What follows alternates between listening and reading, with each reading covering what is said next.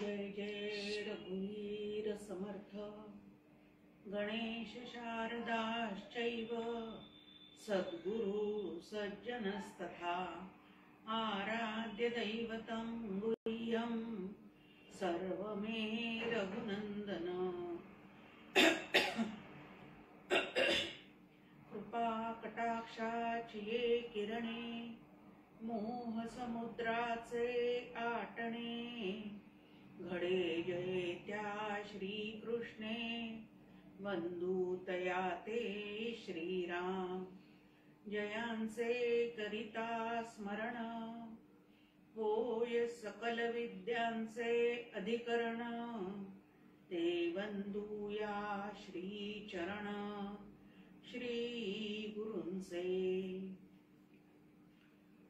ओम सहनाववतु सहनौ भुनक्तु सह वीर्यं करवावहि तेजस्विनावधीतमस्तु मा विद्विषावहि ओम शांति शांति शांति।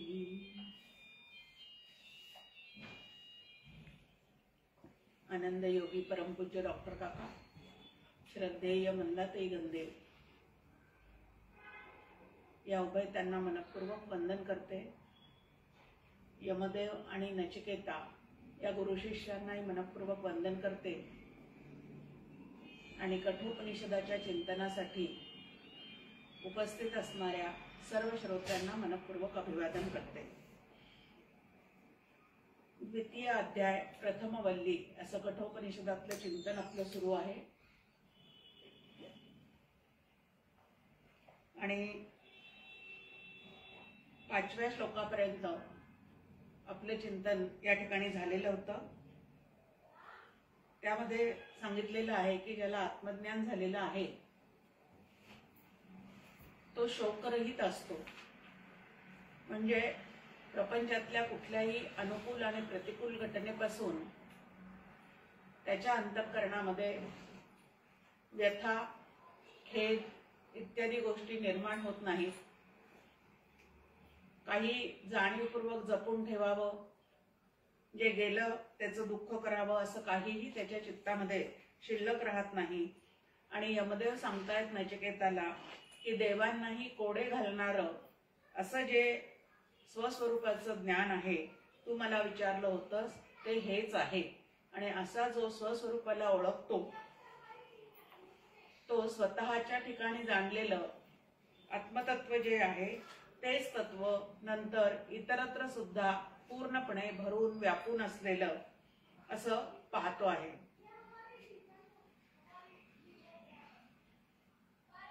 संपूर्ण सृष्टी निर्माण होण्याच्या आधी आता 6व्या श्लोकामध्ये फक्त आप इत्यादी भूतांच्या अगोदर असं त्या आत्मतत्वाला ब्रह्मतत्वाला म्हटलेलं आहे। पण आपाचा जरी उल्लेख केलेला असला तरी 5 महाभूत निर्माण होण्याच्या आधीपासून असं ते जे आत्मतत्व आहे ते आत्मतत्व जो जाणतो तो आत्मज्ञानी होतो।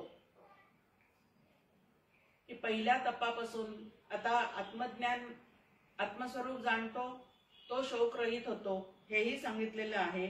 आणि त्याच्यानंतर इथं आपल्या समोर आहे की या 5 महाभूतांच्या पूर्वीही सृष्टी निर्मितीला सुरुवात झाल्यानंतर जी मूळ माया निर्माण झाली, आता ही मूळ माया कशी निर्माण झालेली आहे तर स्फुरण परब्रह्मी पाहिले मी बहु पाहिजे झाले फल ज्ञान तपासी आले हिरण्यगर्भ।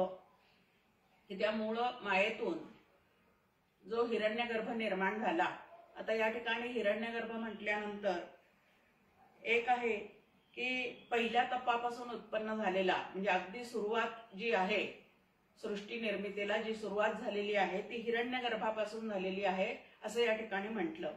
आता हिरण्यगर्भ म्हणजे काय तर जे विराट पुरुषाचं वर्णन करतात त्यामध्ये त्या विराटाचं जे सूक्ष्म शरीर आहे त्यालाही हिरण्यगर्भ असं म्हणतात, किंवा प्राण जे निर्माण झालेले आहेत त्याला सुद्धा हिरण्यगर्भ असं म्हणतात। इथं म्हटलेलं आहे की या हिरण्यगर्भालाही जो जाणतो स्वस्वरूपाला जाणतो त्यानंतर आता सृष्टी निर्मितीला जी सुरुवात झालेली आहे, आता आत्मज्ञानी जरी झाला तरी त्याला त्याचं प्रारब्ध असेपर्यंत या देहामध्ये राहावंच लागतं आणि जगतामध्ये सुद्धा वावरावंच लागतं. मग स्वतःच्या अंतःकरणातलं आत्मतत्व जाणलेलं आहे आणि बाहेरचं जे व्यापून राहिलेलं चैतन्य आहे ते मात्र जाणलेलं नसेल तरी पूर्ण आनंदाचा अनुभव जो आहे तो येऊ शकत नाही. आणि म्हणून इथं आहे की बाहेर व्यापून असलेले चैतन्य तेही जो जाणतो, आता जे बाहेर व्यापून राहिलेलं आहे तेच तुमच्या आमच्या बुद्धीमध्ये सुद्धा काय आहे तर पूर्णपणे व्यापून राहिलेलं आहे. आणि असं आतलं आणि बाहेरचं, आता ब्रह्म हे आतलं आणि बाहेरचं असं आहे का? पण तुम्हाला आम्हाला आत बाहेरची सवय असल्यामुळे या ठिकाणी त्या पद्धतीने त्याचा उल्लेख केलेला आहे की आधी संकल्प निर्माण झाला, संकल्पातून ही सगळी सृष्टी निर्माण झाली. तर असा संकल्परूप जो हिरण्यगर्भ आहे तोही जो जाणतो तो काय करतो तर त्या ब्रह्मज्ञानापर्यंत नक्कीच पोहोचतो. ऐशा हिरण्यगर्भा जाणितो तो आत्मा म्हणून पूजितो, तोची स्वये अनुभवतो परब्रह्म. त्यात काय आहे तर समर्थांनी त्याचे जे आपल्या समोर मांडणी केली, जीवात्मा, शिवात्मा, परमात्मा, तसा हा मधला शिवात्मा म्हणजे हिरण्यगर्भ म्हणजे ईश्वर तत्व असंही म्हणायला या ठिकाणी हरकत नाही. तर अशा हिरण्यगर्भाला जाणून त्याची जो उपासना करतो त्याला ब्रह्मज्ञान होते. म्हणजे या ठिकाणी लक्षात घ्यायचं आहे की सगुणाचे आधारे निर्गुण पाविजे निर्धारे, या पद्धतीने एकाएकी निर्गुण निराकार परब्रह्माला जाणणं शक्य नाही किंवा तो प्रांत जो आहे तो अवघड आहे. आणि म्हणून मध्ये ईश्वराची उपासना जी आहे ती या ठिकाणी सांगितलेली आहे की ईश्वर मुळात शुद्ध सत्वगुणी असल्यामुळे साधक ज्या वेळेला त्याची मनापासून उपासना करतात तेव्हा त्यांच्या अंतःकरणाची सुद्धा पूर्ण शुद्धी होते आणि सत्वगुण वरचेवर जागा होऊन शुद्ध सत्वगुणापर्यंत तो साधक पोहोचतो आणि त्याला आपल्या स्वरूपाची ओळख जी आहे ती त्या ठिकाणी होते. त्यानंतर ज्याला जगज्योती असं म्हणतात, अदिती असं म्हणतात, प्राण रूपाने ती अदिती प्रत्येकाच्या हृदयामध्ये प्रविष्ट झालेली आहे आणि त्या ठिकाणी ती जाणीव सुद्धा तुम्हाला आम्हाला होते. जी देवतामयी अदिती प्राणरूपाने प्रगट होते व जी बुद्धिरूप गुहेत प्रविष्ट होऊन सर्व भूतांबरोबर उत्पन्न होते ती परब्रह्म स्वरूपच आहे. आता इथून पुढचे जे मंत्र आहेत आपल्या समोर त्यामध्ये ह्या पद्धतीची मांडणी की ज्याच्यावर जे भासतं ते तद्रूपच असतं असा एक या ठिकाणी नियम आहे. संपूर्ण सृष्टी कशाच्या सत्तेवर तुम्हाला आम्हाला भासते तर ब्रह्माच्या सत्तेवर भासते आणि भासमान झालेल्या सृष्टीला दुसरी कुठलीच सत्ता नसल्यामुळे जे ज्याच्यावर भासतं ते तद्रूपच असतं असं या ठिकाणी आपल्या समोर शास्त्राचं सांगणं आहे. आणि म्हणून प्राण जे उत्पन्न झालेले आहे, जी प्राणज्योत ज्याला जगज्योती सुद्धा म्हणतात किंवा अदिती असं सुद्धा म्हणतात, ती अदिती काय आहे तर जाणीव रूपाने तुमच्या आमच्या आतमध्ये ती त्या ठिकाणी अनुभवाला येते. आता ही जी अदिती आहे किंवा प्राण रूपाने तुमच्या आमच्या सर्व देहात राहते, तिला आश्रय कशाचा आहे तर बुद्धीचा आहे. पण बुद्धीचा जरी तिने आश्रय घेतलेला असला तरी बुद्धीमध्ये ज्ञानरूप आत्मा अखंड त्या ठिकाणी असल्यामुळे तिची जाणीव जी आहे ती तुम्हाला आम्हाला त्या ठिकाणी अनुभवाला येते. विषया अनुभवी ती ही ब्रह्मवस्तू, की या बाहेरच्या जगतातल्या विषयांचा अनुभव आमच्या चित्ताला आणून देणारी जी जाणीवरूप जगज्योती आहे ती सुद्धा ब्रह्मरूपच आहे. कारण ब्रह्माशिवाय दुसरं काहीही नाही. आणि म्हणून त्या जाणीवेला सुद्धा आता काय समजायचं आहे, आता कळतं किंवा कळत नाही, ही जी जाणीव प्रत्येकाच्या आतमध्ये आहे तिला सुद्धा सत्ता कशाची आहे तर ज्ञानघन असणाऱ्या परमात्म्याची आहे. आणि हे लक्षात ठेवून ते सुद्धा ब्रह्मरूप आहे असं पाहायला तुम्ही आम्ही शिकलं पाहिजे. त्यानंतर अग्नीच्या ठिकाणी ब्रह्मदृष्टी करा. आता एक आहे की ब्रह्मज्ञान संपन्न जे कोणी आहेत त्यांना सर्वत्र सदा समत्वानी अनुभव कशाचा असतो तर ब्रह्माचाच असतो. त्यामुळे ब्रह्मदृष्टी जी आहे ती त्यांची पूर्णपणे विकसित झालेली असते. जिथे जिथे काही अनुभवाला येईल, जिथे जिथं काही दिसतं, जिथे जिथं काही जाणवतं त्यामध्ये एका ब्रह्माशिवाय दुसरं काहीही नाही. या पद्धतीने त्यांचा निश्चय पूर्ण झालेला असतो। त्यामुळे त्यांची जगाकडे पाहण्याची दृष्टी जी आहे ती ब्रह्मरूपच अशी विकसित झालेली असते। आता सिद्धांची जी दृष्टी ती साधकांसाठी मात्र साधना आहे। तुम्हाला आम्हाला आता प्रत्यक्षात त्या पद्धतीचा अनुभव नाही, पण तरी जसं सिद्धांनी, संतांनी, ऋषीमुनींनी या संपूर्ण जगताकडे ब्रह्म म्हणूनच पाहिलेलं आहे आणि सर्वम ब्रह्ममयम असा त्यांचा जो निश्चय आहे तोच लक्षात ठेवून त्याच श्रद्धेने तुम्ही आम्ही जर त्या पद्धतीची दृष्टी विकसित केली तर तुम्हाला आम्हाला सुद्धा सर्वत्र सदा समत्वानी ब्रह्मानुभव जो आहे तो अनुभवता येऊ शकतो। आता अग्नीच्या ठिकाणी ब्रह्मदृष्टी करताना इथं आपल्या समोर आहे की पूर्वीच्या काळी यज्ञकर्म वगैरे करत असताना काड्याची पेटी वगैरे असा काही प्रकार त्यावेळेला तिथं काय नव्हता, तो उपलब्ध नव्हता।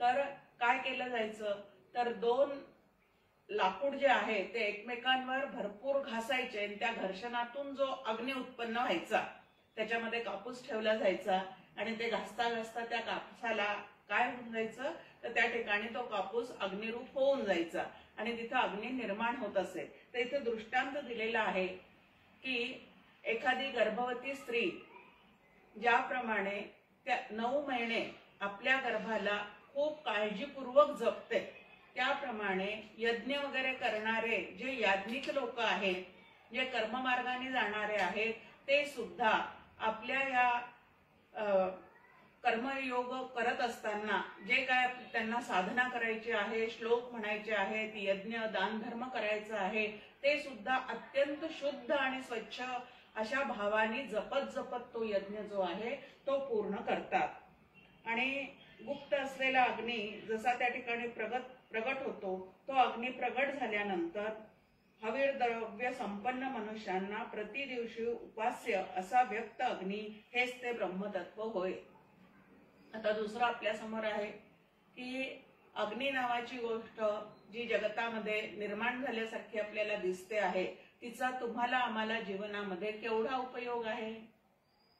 आपल्या आतमध्ये सुद्धा जठराग्नी असतो असं म्हणतात। मग खाल्लेलं अन्न जे आहे ते पचवण्याचं काम जे आहे तो जठराग्नी करत असतो। त्यानंतर बाहेर ज्या वेळेला अर्धपक्व किंवा नुसतेच कच्चे फळं वगैरे भाज्या असतात त्या शिजवण्याचं काम कोण करत असतं तर अग्नी करत असतो। मग या अग्नीचा तुम्हाला आम्हाला केवढा उपयोग आहे तो उपयोग लक्षात घेऊनही तो अग्नी ब्रह्मरूपच आहे, कारण त्याच्यामुळे तुम्हाला आम्हाला खाण्यापिण्याचा आनंद जो आहे तो या ठिकाणी प्राप्त होतो आणि म्हणून तो जपावा कसा ते सांगताना इथं म्हटलेलं आहे की जैसी नवमासी गर्भिणी दक्ष गर्भाची पोषणी वात्सल्ये प्रेमळपणी अपथ्य टाळी, की अपथ्य जे आहे ते पूर्णपणे ती टाळते। म्हणजे जे खायला नको असं डॉक्टरांनी किंवा घरच्या थोरा मोठ्यांनी सांगितलेलं असतं ते पूर्ण जसंच्या तसं त्याचं पालन करत करत त्या गर्भाचं काय करते ती तर रक्षण करते। त्याप्रमाणे यज्ञाचे आरंभापासून म्हणजे सुरुवातीपासून तर पूर्ण नंतर अवभृत स्नान करेपर्यंत म्हणजे यज्ञ करण्यापूर्वी आणि यज्ञ पूर्ण संपन्न झाल्यानंतरचं एक स्नान या दोन्हीच्या मध्ये जे काय करायला सांगितलेलं आहे कर्ममार्गाच्या दृष्टिकोनातून ते अत्यंत जसं करायला सांगितलेलं आहे त्या पद्धतीने करत निषेधात्मक गोष्टी टाळत टाळत जो यज्ञ करतात त्या पवित्र त्या यज्ञ सत्रामुळे त्यांचं अंतःकरण सुद्धा कसं होतं तर अत्यंत पवित्र असं होतं। आपल्या समोर मांडणी आहे की वेदात सांगितलेले जे कर्म आहे ते जर निष्काम भावनेने तुम्ही आम्ही केले तर त्याचं फळ म्हणून चित्ताची शुद्धी हे फळ जे आहे ते तुम्हाला आम्हाला प्राप्त होतं। तर पवित्र असा जो अग्नी यज्ञ सत्राच्या साह्याने रक्षण केला जातो त्याचे जे कर्म आहे ते कर्म करत असताना आता पूर्ण कर्म होईपर्यंत अखंड त्याचं चिंतन असतं आणि ते चिंतनामध्ये त्यांचं काय झालेलं असतं तर ध्यान लागलं असतं असं इथं म्हटलेलं आहे। आणि अष्टांग योगी अध्यात्म अग्नीचे हृदयाच्या वेदीमध्ये ध्यान करतात। आता काय आहे जे कर्म मार्गाने जाणारे आहेत ते बाहेरून सामुग्री जमवून वगैरे ते अत्यंत सगळं विधी निषेधात्मक गोष्टी पाळत पाळत तो यज्ञ बाहेर करतात, पण जे अष्टांग योगाची साधना करतात जे नामस्मरणाची साधना करतात त्यांचा हा जो हे साधन चाललेलं आहे ते मात्र त्यांच्या आतल्या आत चाललेलं असतं. आणि नचिकेता असं शुद्ध अंतःकरण झाल्यानंतर जे जाणलं जातं, जो अग्नी जाणला जातो तो अग्नी ज्ञानाग्नी स्वरूप असतो आणि तेच ब्रह्म आहे. आता ब्रह्माचे या ठिकाणी दोन प्रकार आपल्या समजुतीसाठी ठेवलेले आहेत. ब्रह्म दोन प्रकारचं नाही, पण परब्रह्म म्हणजे अत्यंत शुद्ध, ज्याच्या ठिकाणी काहीही निर्माण झालेलं नाही, जे निराकार आहे, निर्गुण आहे, निरवयव आहे, अमन आहे, असं ज्याचं वर्णन केलं जातं त्याला परब्रह्म असं म्हणतात. आणि जे नंतर साकार होतं, सृष्टी रूपाने जे साकार होतं त्या ठिकाणचं ज्या देवता रूप आहेत त्यांना मात्र अपरब्रह्म असं म्हटलेलं आहे. अपरब्रह्म आणि परब्रह्म असे दोन शब्द या ठिकाणी आलेले आहेत. आता अपरब्रह्माची उपासना का करायची आहे, तर जीवन जगत असताना या सर्व गोष्टींचा तुम्हाला आम्हाला काय आहे तर निश्चित उपयोग आहे. आता पूर्वीच्या काळी सुद्धा आपण पद्धत होती की चुलीला आधी सारवण वगैरे केलं जायचं आणि त्यानंतर स्वयंपाक करण्यापूर्वी त्या ठिकाणी हळदी कुंकू वाहून त्या अग्नीचं काय केलं जायचं तर पूजन केलं जायचं. अजूनही आपण पाहतो लग्न कार्यात ज्या वेळेला आचारी आपण स्वयंपाकासाठी बोलवतो त्यावेळेला आधी ते अग्नीचं पूजन करतात, नंतर जे स्वयंपाक बनवणारे आहेत त्यांचं सुद्धा आपल्याला पूजन करावं लागतं आणि मग ते आता म्हणजे प्रत्येक ठिकाणी अशी प्रत्येक कर्माच्या माध्यमातून ही जी उपासना केली जाते तीच हळूहळू तुम्हाला आम्हाला अंतःकरण शुद्धीला निश्चितच उपयोगाला येते. आणि अंतःकरणाची शुद्धी आणि शांती ह्या ज्या दोन गोष्टी आहेत ते परब्रह्म पूर्णपणे आकलनात येण्यासाठी अत्यंत गरजेच्या आहेत. याला आत्मज्ञानाची पूर्वतयारी असं म्हटलं जातं आणि म्हणून ही पूर्वतयारी सुद्धा अत्यंत उत्तम पद्धतीने करण्याची गरज आहे. आपणही गॅस पेटवताना त्याच्यावर कुकर ठेवताना पहिल्यांदा त्या अग्नीला नमस्कार करावा. त्यानंतर पहिल्यांदा ज्या वेळेला आपण पोळ्या लाटायला सुरुवात करतो त्याही वेळेला तव्यावर छोटंसं आधी काय करतो आपण त्या अग्निदेवतेला समर्पण करण्यासाठी छोटासा एक कणकेचा गोळा त्याच्यावर ठेवला जातो. हे कशासाठी करायचं आहे तर प्रत्येक कर्म करता करता भगवंताची उपासना त्या निमित्ताने घडत जाते. डॉक्टर काकांचं एक अतिशय साधने संदर्भामध्ये एक वाक्य आपल्या समोर आहे. जगताचे व्यवहार सांभाळता सांभाळता ईश्वराशी नाते जोडण्याची कला ह्याला साधना असे म्हणतात. आता ह्या पद्धतीने जर आपलं प्रत्येक वाटचाल चाललेली असेल तर ते प्रत्येक कर्म साधनेत रूपांतरित होणार नाही का. त्या ठिकाणी विचार मात्र पक्का कसा पाहिजे की हे जे चाललेलं आहे ते सगळं ब्रह्ममयच आहे, कर्मही ब्रह्ममय आहे, कर्ताही ब्रह्ममयच आहे आणि ज्याच्या सत्तेवर हे सगळं चाललेलं आहे ते तर ब्रह्म आहेच आहे. आणि आता ब्रह्म आहे म्हणजे हे सगळं आनंद रूप आहे. लक्षात काय घ्यायचं की ब्रह्म इज इक्वल टू आनंद, नाही तर ब्रह्म ब्रह्म म्हटलं की ते काय घोटाळा आहे असं आपल्याला वाटत राहतं, पण ब्रह्म म्हणजे आनंद. आणि आता प्रत्येक कर्मामध्ये प्रत्येक व्यवहारामध्ये आपल्याला जर आनंद प्राप्त करून घ्यायचा असेल तर ह्या पद्धतीने ईश्वराची उपासना जी आहे ते जगाचे व्यवहार सांभाळता सांभाळता नक्की करता येते. कर्म मार्गे उपासना असं समर्थ त्याला म्हणतात की जे वाट्याला आलेलं कर्म आहे ते कर्म करत असताना ह्या पद्धतीची उपासना जी आहे ती तुम्ही आम्ही करू शकतो. आता अग्नीच्या ठिकाणी जशी ब्रह्मदृष्टी ठेवायला सांगितली तसं पुढच्या श्लोकामध्ये आपल्या समोर आहे की प्राणाच्या ठिकाणी सुद्धा ब्रह्मदृष्टी ठेवण्याचा काय करायचं आहे तर आपल्याला या ठिकाणी विचार करायचा आहे. ज्यापासून म्हणजे ब्रह्मतत्वापासून सूर्य उदय पावतो, ज्यात सूर्याचा अस्त होतो त्याच्यावर सर्व देव अधिष्ठित आहे, सर्व देवांना त्याचाच आधार आहे. आता पूर्वीच्या काळी म्हणजे वेद काळी अग्नीला देवता समजायचे, तसं सूर्याला सुद्धा प्राण्याला सुद्धा काय समजत असत तर देवता समजत असत. आता सूर्याचे उदय आणि अस्त कशाच्या सत्तेवर आहेत, ब्रह्माच्या सत्तेवरच आहेत आणि त्याच्या उदय अस्तावर बाकी सर्व देवता अधिष्ठित आहेत असं या ठिकाणी म्हटलेलं आहे. तर सर्व देवांना त्याचाच आधार आहे, त्याचे अतिक्रमण कोणीही करू शकत नाही. म्हणजे त्याची जी मर्यादा आहे त्या ब्रह्माची त्याला कोणालाही उल्लंघता येत नाही आणि असं जे तत्व आहे त्याला ब्रह्म असं म्हणतात. आणि ते ब्रह्म जे शुद्ध अंतःकरणाचे साधक आहे ते नक्की काय करू शकतात तर जाणू शकतात. ब्रह्म रूपाचिये आकाशी प्राण क्षितिजाचिये पाशी उदयास्त अहर्निशी भानुसी होये. की सूर्याचे उदय आणि अस्त, त्यानंतर समुद्राची भरती ओहोटी, त्यानंतर 3 ऋतूंचं सतत चाललेलं जे चक्र आहे, उन्हाळा पावसाळा हिवाळा हे सतत चाललेलं जे चक्र आहे, या सर्वाच्या मागे ईश्वर नावाचं तत्व असलंच पाहिजे. कारण व्यवहारात सुद्धा आपण पाहतो की अचेतन गोष्टी काहीही कार्य करू शकत नाही. त्याच्यासाठी त्याच्या मागे एक सचेतन नावाचं तत्व असावंच लागतं. आणि असं जे पहिलं सचेतन तत्व आहे ते हिरण्यगर्भ म्हणजे ईश्वर आहे. आणि त्याची उपासना करता करता, आता याची उपासना म्हणजे ती अपरब्रह्म असं म्हटलेलं आहे. आणि त्याची उपासना करता करता शुद्ध असणाऱ्या ब्रह्मापर्यंत तुम्हाला आम्हाला नक्की पोहोचता येतं. उदय तो स्थिती स्वरूप, अस्त तो प्रलय रूप, समस्त देवतांचे कळप समर्पित प्राणी. की त्याचा उदय हा जणू काय कसा आहे तो उत्पत्ती स्थिती रूप आहे आणि अस्त हा प्रलय स्वरूप आहे. सर्व देवताही या प्राणाचे ठिकाणी समर्पित असतात. आता सूर्याला या ठिकाणी प्राण म्हटलेलं आहे की जसं प्राणामुळे तुम्हाला आम्हाला ऊर्जा मिळते तसं या सूर्यामुळे सुद्धा या प्राणाची काय होत राहते तर निर्मिती होत राहते, ऊर्जा मिळत राहते.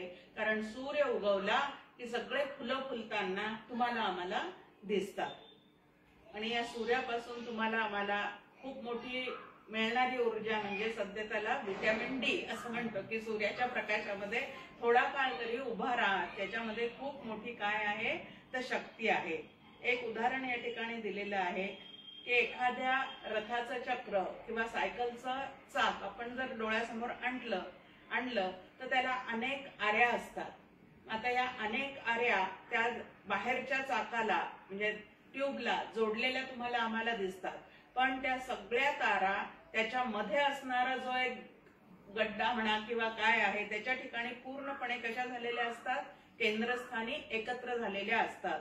त्याप्रमाणे सर्व देवदेवता या प्राण स्वरूपाच्या ठिकाणी एकत्र झालेल्या असतात. कारण सगळ्या काय आहे तर देवदेवता सुद्धा अचेतन नसून सचेतनच आहेत. त्या तुम्हाला आम्हाला शक्ती प्रदान करतात. तो प्राणची हे नचिकेता प्रकृत ब्रह्म ते तत्वता, तो होय जो जाणीता ब्रह्मज्ञ होय. की नचिकेता तो प्राणच कसा आहे तर प्रकृत ब्रह्म आहे. म्हणजे आमच्या प्रकृतीमध्ये जणू काही ते ब्रह्म पूर्णपणे काय झालेला आहे तर व्यापून राहिलेला आहे. आणि असा जो जाणतो तो ब्रह्मरूपच होतो. जे ब्रह्मची सारे असे अवसर भेदा ते नसे, जेथे चराचर भासे एकाचे अंशी. की सर्वत्र सदा समत्वानी ब्रह्मच भरलेला आहे.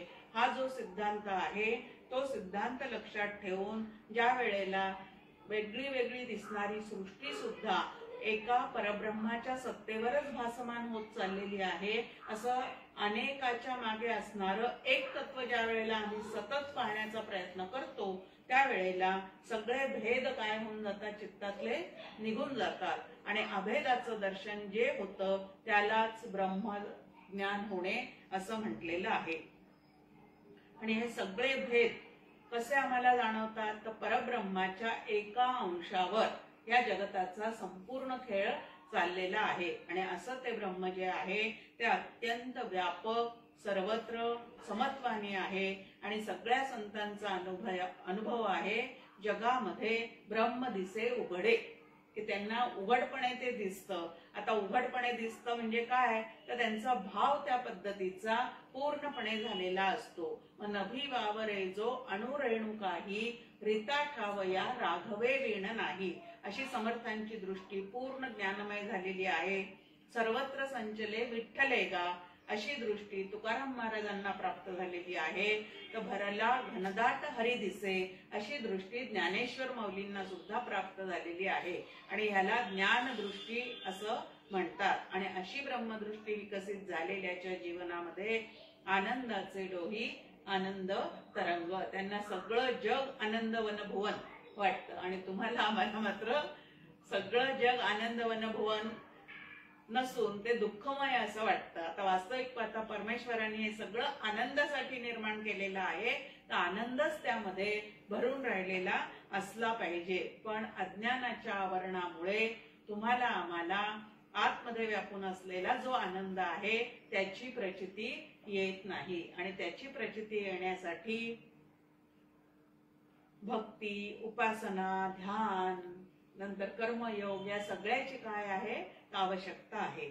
आता द्वैत बुद्धीने पुनर्जन्म प्राप्त होतो. आता अशी अभेद दृष्टी ज्यांना विकसित करता येत नाही आणि जे या भेदाच्या प्रवाहामध्ये वाहत राहतात, म्हणजे द्वैता बुद्धीने जे या जगतामध्ये वागत राहतात, ज्यांना अभेद दृष्टी कमावता येत नाही, असे जे कोणी आहे ते पुनरपि जननम पुनरपि मरणम ह्या चक्रामध्ये काय झालेले असतात तर पूर्णपणे अडकलेले असतात. जे तत्व या देहेंद्रिय संघातामध्ये भासते तेच त्याचे पलीकडेही आहे व जे अन्यत्र आहे तेच या देहेंद्रिय संघातात आहे. जो मनुष्य ह्या तत्वात विविधता पाहतो तो मरणानंतर जन्म मरण रूप मृत्यूलाच प्राप्त होतो. आता सुरुवात आपण पाहिली की देहाच्या आतमध्ये व्यापून असलेलं आत्मतत्व जे आहे ते त्या ब्रह्मज्ञानी जाणलेलं आहे. त्यानंतर जे आपल्या आतमध्ये आहे ते संपूर्ण या सृष्टीमध्ये भरून राहिलेलं आहे हेही त्याच्या लक्षात आलेलं आहे. म्हणजे भेद संपून गेलेला आहे आणि आत बाहेर सर्वत्र काय आहे त्याला कळलेलं आहे तर ते ब्रह्मतत्व म्हणजे आपणच सर्वत्र सदा समत्वानी व्यापून भरलेले आहोत.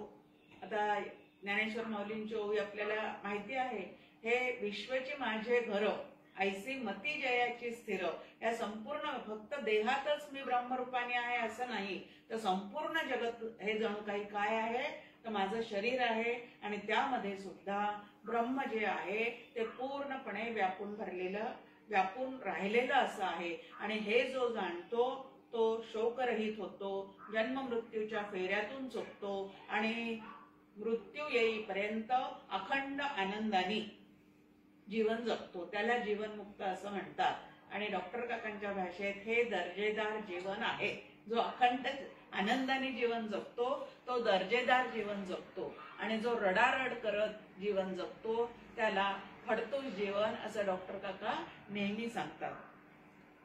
तर आता हे जे तत्व आहे जे नाम रूपादी शरीरी चैतन्य तोयची ईश्वरी तेची परब्रह्माचे घरी अनादी असे, की माझ्या छोट्याशा देहामध्ये जे चैतन्य नावाचं तत्व आहे तेच या संपूर्ण जगतामध्ये म्हणजे ईश्वराच्या देहामध्ये. या संपूर्ण जगताला काय म्हटलेलं आहे विराट. विराट म्हणजे काय तर ईश्वराचं स्थूल शरीर. मग संपूर्ण जगतामध्ये सुद्धा तेच भरून राहिलेलं आहे असं ज्याच्या ठिकाणचा भेद निवृत्त होऊन त्याला अभेदाने भरलेलं ब्रह्मतत्व जाणवतं तो पूर्णपणे आनंद रूपच होतो.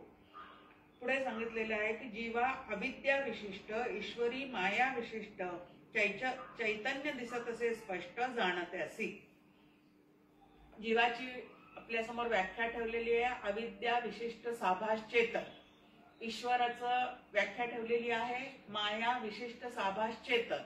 आता जीव अविद्या विशिष्ट जरी असला आणि ईश्वर माया विशिष्ट जरी असला तरी अविद्या आणि माया ह्या दोन उपाधी आहेत आणि उपाधी म्हणजे नंतर येऊन चिकटलेल्या गोष्टी. असा अगदी सोप्या भाषेत आपण उपाधीचा अर्थ करू शकतो. जे अधिष्ठानाच्या अत्यंत जवळ आहे पण अधिष्ठान रूप नाही त्याला उपाधी असं म्हणतात.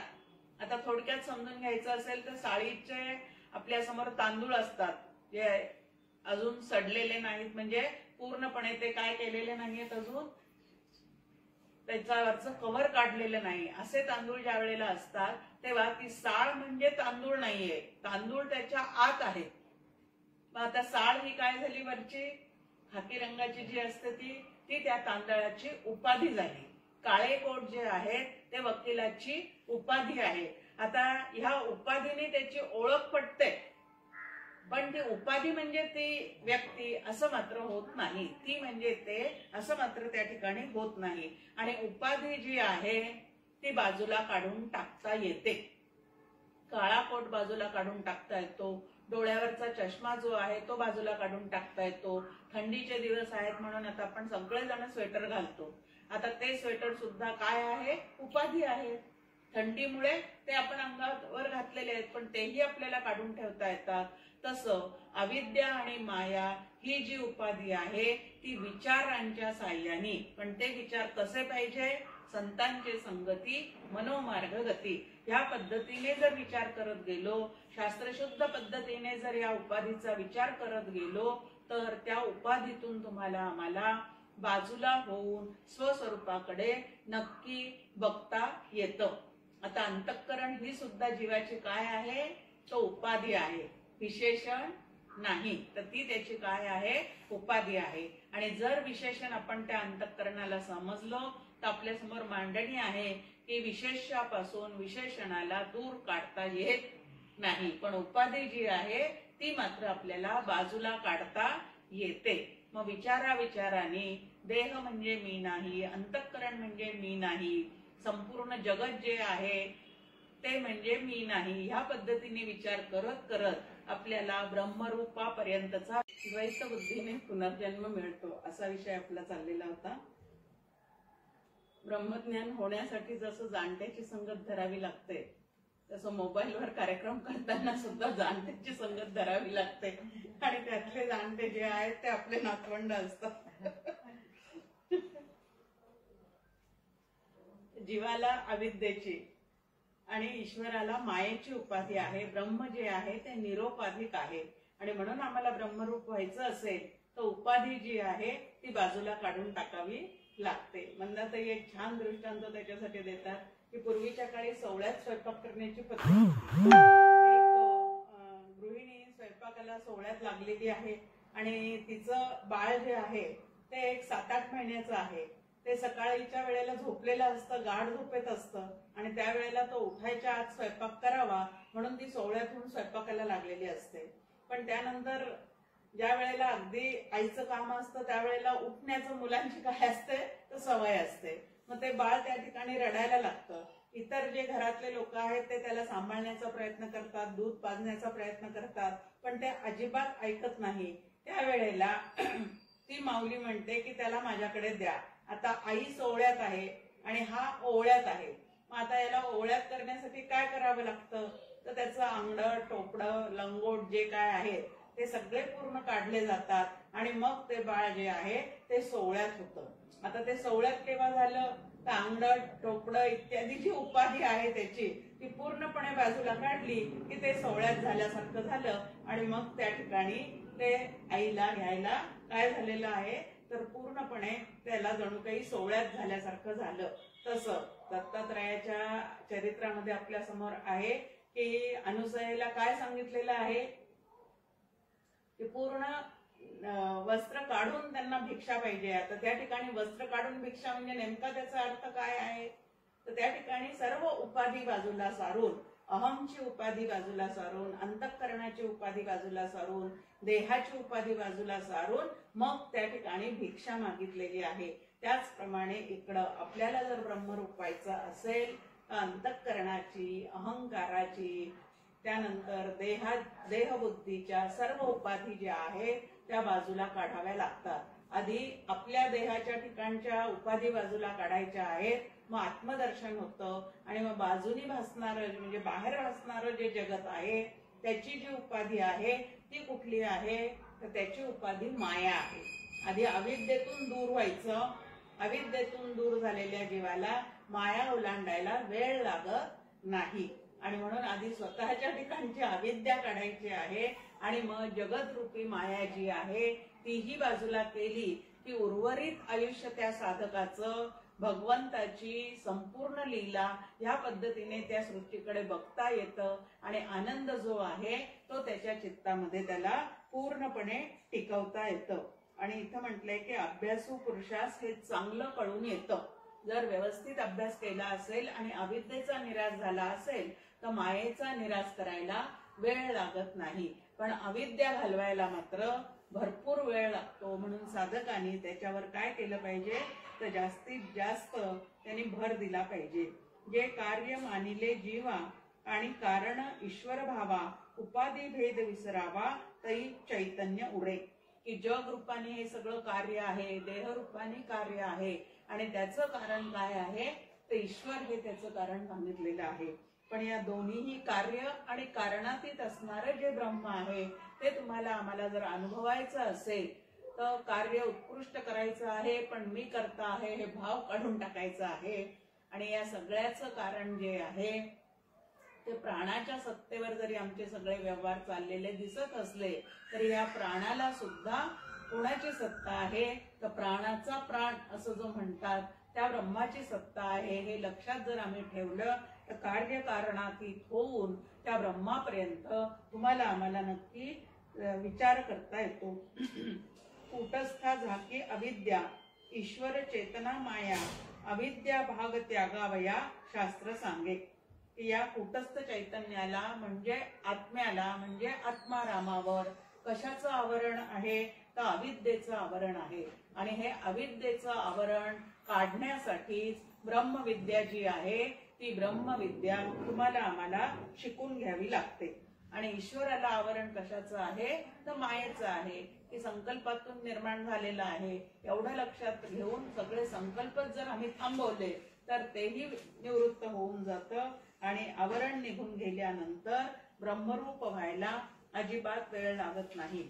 आता हे आवरण दूर करण्यासाठी कूटस्थ चैतन्यावरचं अविद्यारूप आवरण आणि ईश्वर चैतन्यावरचं मायारूप आवरण जे आहे ते काढण्यासाठी बाहेरच्या कुठल्याही गोष्टीचा उपयोग नाही, तर शास्त्रशुद्ध विचार हाच या दोन उपाधी दूर करण्याचा एकमेव काय आहे तो उपाय आहे. आणि ते दूर करण्यासाठी भागत्याग लक्षणा वापरावी लागते. आता भागत्याग लक्षणा वापरावी लागते म्हणजे नेमकं काय करावं लागतं. आपल्या समोर आहे की आपण एखाद्या लग्नाला जातो. लग्नाला गेल्यानंतर ज्या मुलीचं लग्न आहे ती आपल्या मित्राची किंवा मैत्रिणीची मुलगी आपण लहानपणी अगदी कशात पाहिलेली असते तर फ्रॉक मध्ये, भातुकलीचा खेळ खेळण्यामध्ये गुंग झालेली ती मुलगी आपण त्यावेळेला पाहिलेली असते. आणि आपण सहज म्हणून जातो की अरे जी भातुकलीचा खेळ खेळणारी कुरळ्या केसांची फ्रॉक घातलेली जी मुलगी आहे तीच मुलगी आता वधूच्या वेशामध्ये या बौल्यावर चढलेली आम्ही पाहत आहोत. आता तीच ती आहे जी मुलगी आहे, लहानपणी खेळ खेळणारी पण तीच आहे आणि आता वधूच्या वेशामध्ये जी आहे ती पण तीच आहे. पण तीच ती आहे असं म्हणत असताना आपण तिच्या फ्रॉकचा त्याग केलेला आहे, तिच्या भातुकलीच्या खेळाचा त्याग केलेला आहे. आणि इकडं मात्र काय आहे की तिच्या वधू वेशाचाही त्याग केलेला आहे आणि संसाराला ती आता सुरुवात करणार याही गोष्टीचा त्याग केला. लक्षात काय ठेवलं, तीच ती जी लहानपणी भातुकलीचा खेळ खेळत होती तीच आता या ठिकाणी काय करते आहे तर बौल्यावर उभी आहे. मग या ठिकाणी वेशाचा त्याग केलेला आहे. त्यानंतर तिच्या अवस्थेचा म्हणजे बाल्यावस्था आणि तरुण अवस्था याचाही या ठिकाणी आपण बात केलेला आहे. आणि लक्षात काय ठेवलेलं आहे, तीच ती. ह्या पद्धतीने ते चैतन्य जे जीव चैतन्य जीवाच्या ठिकाणी आहे ते चैतन्य ईश्वराच्या ठिकाणी आहे. फक्त अविद्या आणि माया जी आहे, जीवानी अविद्येचा फ्रॉक घातलेला आहे आणि ईश्वराने मायेचं वधूवस्त्र नेसलेलं आहे. तेवढं फक्त बाजूला काढून टाकलं की आतमध्ये असणारं जे चैतन्य नावाचं तत्व आहे ते मात्र तेवढं तितकं तसंच. आणि हे जे चैतन्य आहे त्याकडे सर्व संत जे आहेत ते तुमचं आमचं लक्ष वेधू पाहतात. या उपाधी माझी गुप्त चैतन्य असे सर्वगत ते तत्वज्ञ संत स्वीकारती. या पद्धतीने जर दृष्टीचा विकास केला तर आपल्याला आतमध्ये असणारं चैतन्य एकमेव अद्वितीय आहे असं लक्षात येतं. आणि अगदी शेवटचा भेद जीव ईश्वर भेद तोही त्या ठिकाणी या दोन उपाधी गळून पडल्या, हे दोन आवरण गळून पडले की तोही भेद जो आहे तो त्या ठिकाणी निवृत्त होऊन जातो. परी जे अज्ञान आंधळे आकार मानिती निराळे दुःख भोगती बरळे भेदाची या. परंतु या नामरूपादी भेदांकडे लक्ष ठेवणारे जे अज्ञानी आहे ते मात्र या भेदाच्या प्रवाहामध्ये वाहत राहतात आणि भेद बुद्धीमुळे जवळजवळ दुजे जडे तव तव संसार भय जोडे, असं तुकाराम महाराजांचा अभंग आहे की जेव्हा जेव्हा द्वैताचा अनुभव आहे तेव्हा तेव्हा तो जन्म मृत्यूच्या फेऱ्यामध्ये अखंड काय होतो तर वाहतच राहतो. आणि म्हणून डॉक्टर काकांनी आपल्याला एका कवितेमध्ये साधना सांगितलेली आहे, भेदा वाचुनी जगसारे पाहणे.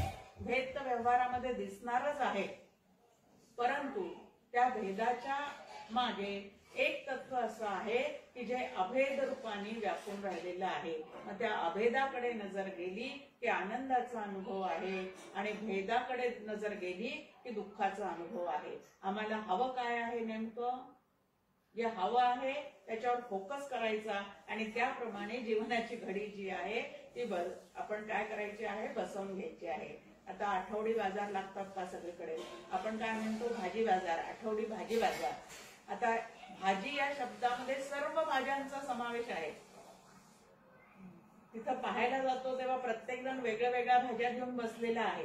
म्हणजे भाजी घेताना आपल्याला त्या भेदाचाच व्यवहार की हे कोथिंबिरीची जोडी द्या, ती पालकाची जोडी द्या, असं म्हणत म्हणतच नामरूप लक्षात ठेवूनच त्याचा व्यवहार करावा लागणार आहे. पण एका भाजीमध्ये एवढ्या सगळ्या बाजारातल्या भाज्यांचा काय झालेला आहे, समावेश झालेला आहे. तसं एका ब्रह्मामध्ये या संपूर्ण ब्रह्मांडाचा, संपूर्ण जगाचा पूर्णपणे समावेश झालेला आहे आणि त्याच्याकडे नजर ठेवली तर आनंदाचा अनुभव आहे. आणि भेद दृष्टी जर अखंड असली तर मात्र काय आहे, नक्कीच दुःखाचा अनुभव आहे. हा जीव एकमी असे, तो जीव निराळा दिसे आणि देव आकाशी वसे वेगळेपणे. की मी एक म्हणजे मी आणि तू हा जो भेद आहे तो सर्वत्र आपल्याला अनुभवाला येतो आणि व्यवहार काळी त्याच्यानेच तुमचा आमचा सगळा व्यवहार चाललेला असतो. आता शारीरिक दृष्ट्या म्हणजे शरीराच्या दृष्टीने दोन आहेत, परंतु दोघांचंही शरीर चैतन्याच्या सत्तेवरच कार्यरत होत चाललेलं आहे आणि ही चैतन्याची सत्ता जी आहे ती मात्र दोघांमध्ये पूर्णपणे एकच आहे. असं जर आपण लक्षात ठेवलं तर काय होणार नाही, तर द्वैताचा जाच त्रास तुम्हाला आम्हाला होणार नाही. हा जीव मी सचेतन, जड ते दिसे अचेतन, ब्रह्म जे म्हणती ज्ञानघन नाहीच ते. अज्ञानी लोकांचं विचारसरणी कशी असते ती या ओळीमध्ये सांगितली. एक काही जण म्हणतात की चेतनायुक्त जे असतात ते जीव आहे, याच्यामध्ये जीवत्व नाही, अंतःकरण नाही, असे जे निर्जीव अचेतन आहेत आणि ज्ञानघन परब्रह्म अजून काहीतरी वेगळंच आहे. म्हणजे तीन पद्धतीने अज्ञानी लोकांना हे सगळं जाणवत जातं. परंतु संत जे आहेत ते मात्र एका अंतःकरणामुळे हा भेद पडलेला आहे. अंतःकरण बाजूला केलं तर सर्वत्र सदा समत्वानी काय आहे, तर पूर्णपणे एकच चैतन्य भरलेलं आहे अशी प्रचिती जी आहे ती संत लोक घेतात. म्हणून अहम ब्रह्माचे वरिये अभेदाचे बाहुबले, रेटोनी संसार कल्लोळे पहिलं जावे. सुंदर अशी एक आपल्या समोर इथं साधनेची ओवी डॉक्टर काकांनी ठेवलेली आहे. त्या ठिकाणी ते म्हणतात की श्री गुरु ज्या वेळेला ते ब्रह्म तू आहेस असा उपदेश साधकाला करतात त्यावेळेला साधकांनी मी ब्रह्म आहे या भावावर अखंड आरूढ होऊन राहण्याचा प्रयत्न करायचा आहे. समर्थांची एक छान ओवी आहे. ते म्हणतात अभ्यासाचा मुकुटमणी वृत्ती राहावी निर्गुणी. हे निर्गुण परब्रह्मच मी आहे या वृत्तीवर जर राहिला तर या संसाराचा कल्लोळ, गलबलाट किंवा त्यामध्ये असणारे सारखे सुख दुःखाचे प्रसंग या सगळ्यांना बाजूला सारून आता त्याचे वल्हे असं म्हटलेलं आहे. या वेळेला एखादी नाव पाण्यातून आपल्याला दुसऱ्या तीरावर नेण्यासाठी आपण उपयोगात आणतो त्यावेळेला ते नावाडी जवळ काय असतात, दोन मोठे मोठे ते बांबू असतात आणि त्याच्याद्वारे ते काय करत असतात, त्या वल्ह्याच्या द्वारे ते पाणी कापत कापत आपली होडी जी आहे ती पुढे नेण्याचा प्रयत्न करतात. तसं या संसार सागरातून विचारांच्या साह्याने, आता विचारांच्या वल्ल्याने, आता या ठिकाणी शब्द की आणि ते कुठलं सांगितलं, अहम ब्रह्माचे वल्ले. की मी ब्रह्म आहे हे साधकांनी कधीच विसरू नये. सकळ धर्मामध्ये धर्म स्वरूपी राहणे हा स्वधर्म असं समर्थांनी आपल्याला सांगितलेलं आहे. धर्म शब्दाचा एक अर्थ आहे कर्तव्य. सगळ्या कर्तव्यामध्ये श्रेष्ठ कर्तव्य काय आहे तर मी ब्रह्मरूप होऊन राहणे हे श्रेष्ठ कर्तव्य आहे. आणि ते आपण लक्षात ठेवून जर या संसार सागरातून तरायचं असेल तर मी ब्रह्म आहे हे अनुसंधान कधीही सुटता कामा नये. डॉक्टर काका नेहमी म्हणतात की या परमार्थाचं ध्रुवपद काय आहे, अहम ब्रह्मास्मी, हे त्याचं काय आहे, ते ब्रह्म मी आहे हे याचं काय आहे तर ध्रुवपद आहे. अभेदाचे बाहुबले, की अभेद दृष्टी विकसित करून, भेद तर व्यवहारात आहेतच, ते नामरूपात्मक आहे, पण ते कसे आहेत भेद, तात्कालिक आहे. आता सोन्याच्या दुकानात आपण जातो, आपल्या हातात असते पाटी, काही कारणास्तव आपल्याला ती काय करायची असते, मुलांच्या लग्नाच्या वेळेस वगैरे त्यांना दुसरा दागिना करून घालायचा असतो. आपल्याजवळ जर 2-2, 4-4 बांगड्या असतील तर एखादी बांगडी आपण त्याला देतो आणि या बांगडीचं एखाद्या गळ्यातलं करून दे म्हणतो. आता आकार बदलला पण सोनं जे आहे ते मात्र त्या ठिकाणी तेच राहिलेलं आहे की नाही. हे कायमचं लक्षात ठेवायचं की सोनं जे आहे ते तसंच आहे, आकार जो आहे तो मात्र बदलता येतो. तसं संपूर्ण सृष्टी जी आहे ती नामरूपात्मक आहे, तिचे आकार घडणार आहेत, मोडणार आहेत, नवीन पद्धतीने परत तयार होणार आहेत, पण त्याच्या मागचं जे तत्व आहे चैतन्य, त्याच्या सत्तेवर या आकारांच्या घडामोडी होतात, पण ते चैतन्य मात्र आकार रहित निराकार असं आहे. आणि ते दूर नसून ते माझं काय आहे तर स्वरूप आहे. अभेदाचे बाहुबले, आपल्या देहाचंच बघा किती बदलत बदलत जातो हा देह. हल्ली तर आपल्या समोर आहे की जन्माला आल्याच्या क्षणापासून फोटो काढले जातात. पूर्वीच्या काळी तरी पहिले 10 दिवस त्याला फोटो काही काढू देत नसत, पण हल्ली अगदी पहिल्या क्षणापासून ते फोटो काढले जातात. मग आता तेच फोटो आपण ज्या वेळेला 70-80 वर्षाच्या वयामध्ये पाहतो त्यावेळेला आपला देह सुद्धा किती बदललेला असतो, पण आतला जो मी आहे तो मात्र तसाच असतो. आणि म्हणून अभेदाचे बाहुबळे, तिथं जसा मी एकच आहे तसं या संपूर्ण जगतामध्ये मी नावाचं तत्व फक्त एकच आहे आणि त्याला ब्रह्म असं म्हणतात. रेटून संसार कल्लोळे पहिलं जावे, की अभेदाचा अभ्यास करत करत आणि मी ब्रह्म आहे या निश्चयाने साधकांनी पुढे पुढे जाण्याचा काय केला पाहिजे तर प्रयत्न केला पाहिजे. भेदातून व्यवहार सुरूच राहणार आहेत. जीवनमुक्ताला व्यवहार करत असताना सुद्धा त्याचा व्यवहार जो आहे तो भेदातूनच करावा लागतो. आता गुरु शिष्य हा सुद्धा काय झालेला आहे, शेवटी भेदच आहे. संवादी आहे तो सुद्धा काय आहे, भेदच आहे. भक्त भगवंत हा सुद्धा काय आहे, शेवटी भेदच आहे. पण आतमध्ये असणारं चैतन्य जे आहे ते मात्र सर्वत्र सदा समत्वानी आहे, एकच आहे आणि ते मी आहे असा निश्चय केला पाहिजे. आता या 11व्या श्लोकामध्ये महत्वाचं नेह नानास्ति किंचन असं जे श्रुती माऊलीचं सांगणं आहे ते ह्या श्लोकामध्ये दिलेलं आहे की मनानेच हे तत्व मिळवता येते. या ब्रह्मतत्वात निराळे असे काही नाही. जो पुरुष त्यात विविधता पाहतो तो मरण पावल्यानंतर जन्म मरण रूप मृत्यूला मिळतो. नेह नानास्ति किंचन, एका परब्रह्माशिवाय कुठेही काहीही दुसरं म्हणून नाही. दुसरं भासतं पण दुसरं असत नाही. एक अगदी छोटं एक आपण लक्षात घ्यायचं की दुसरं म्हणून काहीतरी भासत नक्कीच राहतं पण दुसरं असत नाही. जसं एकाच दोरीवर एखाद्याला फुलाच्या माळेचा भ्रम होऊ शकतो, एखाद्याला वाळलेल्या काडीचा भ्रम होऊ शकतो, तर एखाद्याला सर्पाचा सुद्धा भ्रम होऊ शकतो, पण दोरी म्हणून जी आहे ती मात्र त्या ठिकाणी एकच आहे. त्याप्रमाणे इकडं की चैतन्य नावाचं तत्व, ब्रह्म नावाचं तत्व जे आहे ते मात्र एकच एकमेव असं आहे आणि ते संपूर्ण जगतामध्ये व्यापून भरलेलं आहे. इथं दुसरं म्हणून खरोखरीच काही निर्माण झालेलं नाही. मग जे निर्माण झालेलं दिसतं ते भासमय आहे आणि भासमय गोष्टी ज्या आहेत त्या कधी असतात कधी नसतात आणि भास सुद्धा प्रत्येक जीवाला आपल्या मनाप्रमाणे वेगळा वेगळा होऊ शकतो. त्यामुळे होणाऱ्या भासामध्ये न रमता असणाऱ्या ब्रह्मतत्वाशी एकरूप होण्याचा प्रयत्न जो आहे तो तुम्ही आम्ही केला पाहिजे. शास्त्र सद्गुरु संत तयांचे उपदेश यथार्थ मन हे होता सुसंस्कृत ज्ञान होई. वास्तविक पाहता मन आणि वाणी यांना सुद्धा तिथपर्यंत पोहोचता येत नाही असं आपण उपनिषदांमध्येच ऐकतो. यतो वाचा निवर्तन्ते मनसा, या पद्धतीने की मनही निवृत्त होतं आणि वाचाही त्या ठिकाणी निवृत्त होते. मग आता या ठिकाणी तर म्हटलेलं आहे मनानेच ते तत्व मिळवता येते. मग आता संगती कशी आहे या ठिकाणी की मन मानेल तसा विचार करून अनेक कल्पनांनी त्या ब्रह्मतत्वाचा शोध घेता येणार नाही. पण जे मन सुसंस्कृत झालेलं आहे, संतांच्या संगतीमध्ये ज्याच्यावर शास्त्राचे सुंदर असे संस्कार झालेले आहेत, असं सुसंस्कृत जे मन आहे ते मात्र त्या परब्रह्मापर्यंत नक्की पोहोचू शकतो. इथं की मनानेच शास्त्र सद्गुरु संत तयांचे उपदेशे यथार्थ, पण त्यांच्याकडनं उपदेश करून घेऊन त्यांच्या संगतीत राहून अनेक शिबिर अटेंड करून सुद्धा त्या पद्धतीने विचार करणं आमच्या मनाला जोपर्यंत जमत नाही तोपर्यंत ते ब्रह्मतत्व आमच्यापासून दूरच दूर आहे.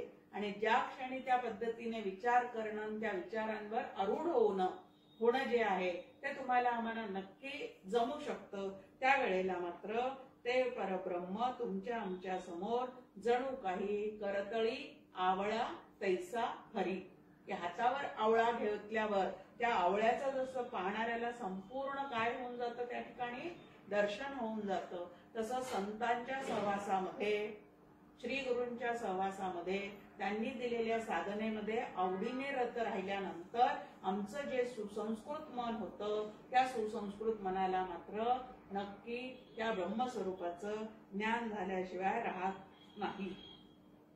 आणि ते ज्ञान झाल्यानंतर त्याचा परिणाम काय आहे, ते ज्ञानगा येता हाता नुरे विविधता वार्ता जाणणे जाण जाणिता एक होय. की ते ज्ञान झाल्यानंतर मात्र भेदाची वार्ता त्या ठिकाणी उरत नाही.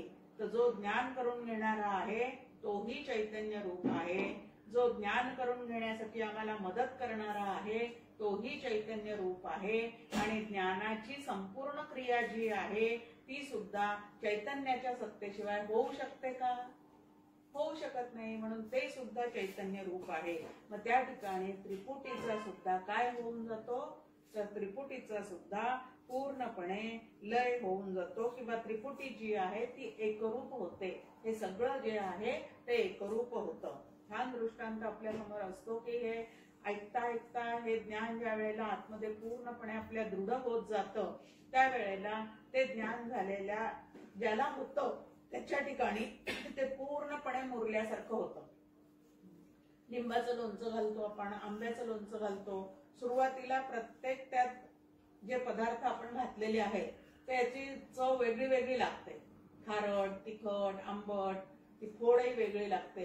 पण जेव्हा ते लोणचं पूर्ण मुरतं, म्हणजे आधी ते सगळे पदार्थ एकत्र करतो तोपर्यंत ते वेगळे वेगळे चव देतात. पण एकत्र असणारे पदार्थ पूर्ण एक रूपाने कालवले जातात आणि एकमेकात मिसळतात, त्यावेळेला मात्र ते पूर्ण लोणचं एक वेगळाच स्वाद त्या ठिकाणी येतो. पूर्ण ते मुरलेलं असतं.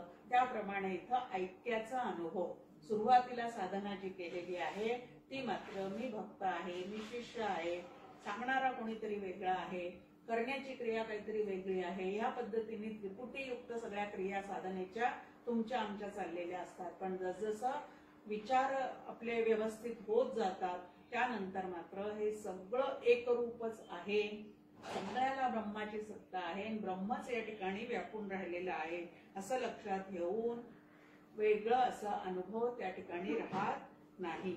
परी मना वळण जे नसे जगत बहुविध ते दिसे, जीव मरणापाठी फसे जन्म मरणी. पण सुसंस्कृत मन जोपर्यंत होत नाही, संतांच्या सहवासामध्ये जोपर्यंत ते मन रंगत नाही, रमत नाही. सहवास पुष्कळांना घडतो, पण तिथे रमणं आणि गोडी वाटणं ह्या ज्या गोष्टी आहेत त्या जोपर्यंत त्या ठिकाणी होत नाही तोपर्यंत मात्र काय होत नाही, ब्रह्मज्ञान, स्वस्वरूपाचं ज्ञान हे त्या ठिकाणी होत नाही. आणि त्यामुळे भेदमय दृष्टी दिसत राहते आणि त्यामुळे जीव अनुकूल प्रतिकूल चिंतन, राग, द्वेष, इच्छा, वासना या सगळ्या जसाच्या तसा राहतात आणि वासनेच्या ह्याच्यामध्ये अडकून तो जन्म मरणाच्या फेऱ्यामध्ये परत परत सापडतो आणि जितक्या वेळेला जन्म मरण तितक्या वेळेला त्याची फजिती. किती वेळा जन्मा यावे किती व्हावे फजित, याप्रमाणे तुकाराम महाराज जे आहेत ते तुम्हाला आम्हाला त्या ठिकाणी सावध करतात. जय जय रघुवीर.